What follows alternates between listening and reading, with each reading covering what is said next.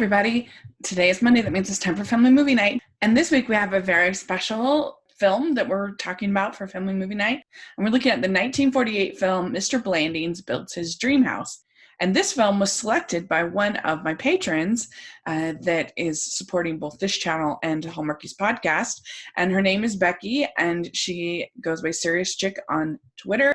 I'll put her information in the description section. You guys should totally follow her. She's awesome. She's done some live tweeting for us for Hallmarkies podcast, and she's just been so supportive and so great. And so when I asked her what she wanted to pick as one of her benefits of getting to choose a film for Family Movie Night, she listed a number of different ones, which I will try to do all of them because they sounded amazing.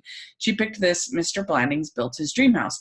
And I have to admit, I had never heard of this movie, which is really surprising because I felt like I knew kind of or had seen most of Cary Grant's films, but it turned out that I had not seen of it. And like I said, I hadn't even heard of it.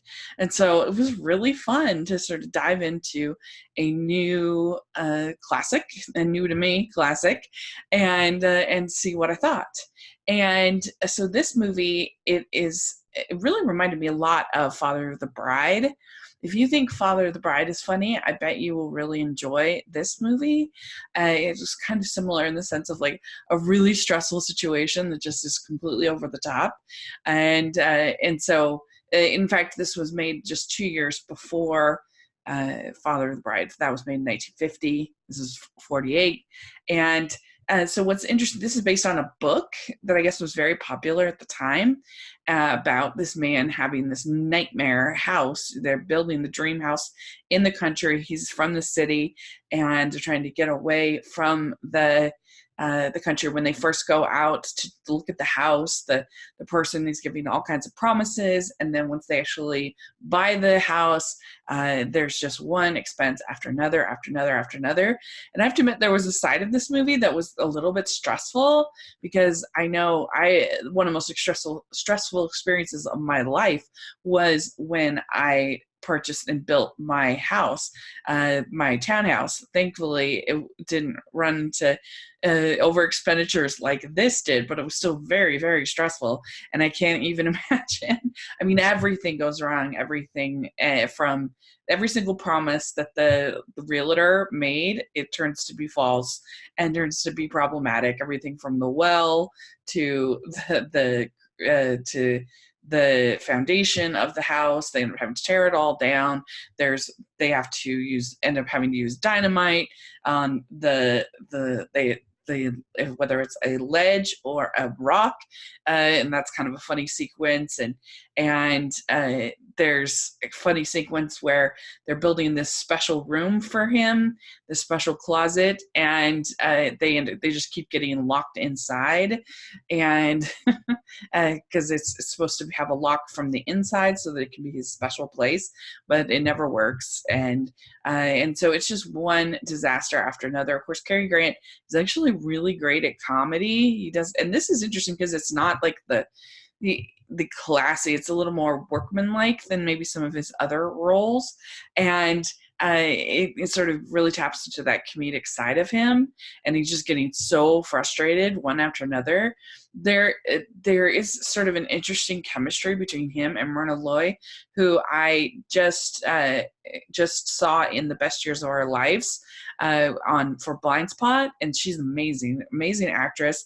This is the third time that they work together, and they do have a nice chemistry, but there's sort of a weird plot line where their best friend between the couple is somebody that she had dated previous to him when they were in college, and he starts to get suspicious that she's going to be leaving him for this other guy. And I felt like that plot didn't really work. It wasn't that funny. It was just sort of awkward and weird.